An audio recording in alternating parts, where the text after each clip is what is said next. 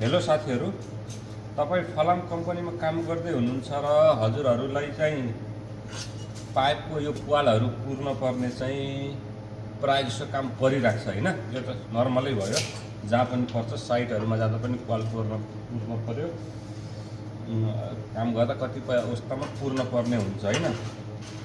त्यसको लागि तपाईँहरूले कसरी गर्नुहुन्छ भन्दा यसरी लगाएर चाहिँ चारैतिर वेल्डिङ गर्नुहुन्छ होइन। गर्ने नै त्यही हो धेरै जसो होइन। तर म चाहिँ मेरो तरिका मात्र बताउँछु है। अब कतिको उपयुक्त छ उपयुक्त छैन तपाईँहरूले आफैले मनन गर्न सक्नुहुन्छ। मलाई पनि अब यो गर्नुपर्ने छ, तपाईँ आफै सोच्नुहोस् यो गर्न पर्दाखेरि कति टाइम लाग्छ होला। पुरै वेल्डिङ गरेर फेरि ग्राइन्डर गर्न पऱ्यो, अनि यो ग्राइन्डर गर्दा यो राम्रो लेभल मिल्दैन के हुँदैन होइन, दुनियाँ झन्झट हुन्छ। म चाहिँ त्यसरी गर्दैन। यो मलाई यति काम गर्नलाई 5-10 मिनट लाग्छ है। त्यो 2 साइड हो, फेरि एक साइड होइन, दुई साइडको लागि।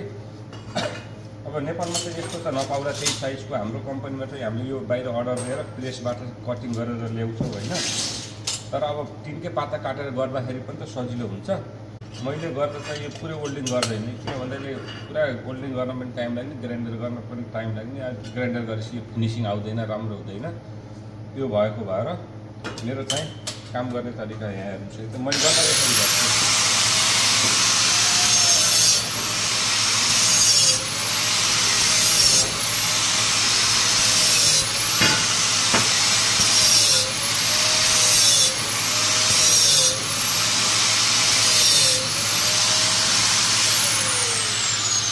मैले चाहिँ यसरी खाल्टो गराउँछु है साथीहरू, अलिकति खाल्टो गराउँछु। खाल्टो किन गराउँछु भन्दा यो त्यत्तिकै गर्दाखेरि यो लेभल यहाँ एकदम टाइट लेभल हुन्छ, यो टाइट उस हुन्छ होइन।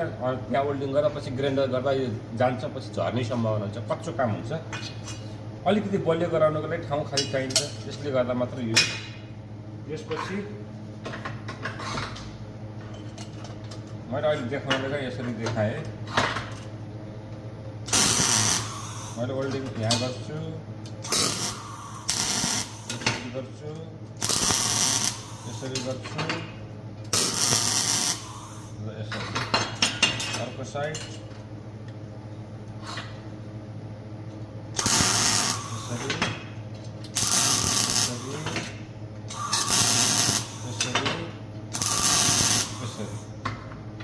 मैले अब ल हेर्नु, यहाँ टालिसकेको छ है, यो टालिसकेको छ। यसरी पोइन्ट लागिसक्यो होइन, कहिलेकाहीँ जिरो बनिन्छ कि साथीहरू। पोइन्ट लागिसक्यो, त्यसपछि अब म ग्राइन्डर गरेर देखाउँछु।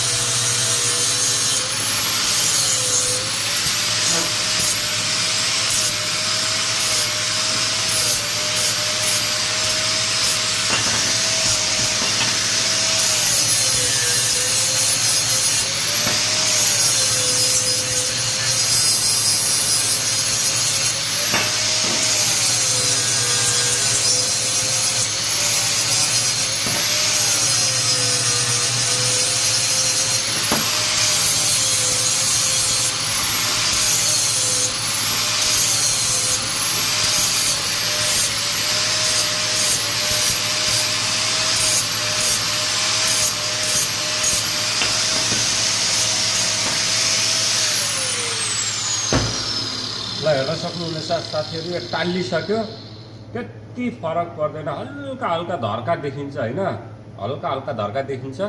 तर यो धर्का भनेको चाहिँ पेन्ट गरेपछि पुरिहाल्छ। अब यसलाई केही गरेर पनि निकाल्न सकिँदैन, आफै खस्दैन। अब जबरजस्ती निकाल्यो भने त कुरो छुट्टै हो, त्यो कसरी निकाल्ने काम गर्दैन।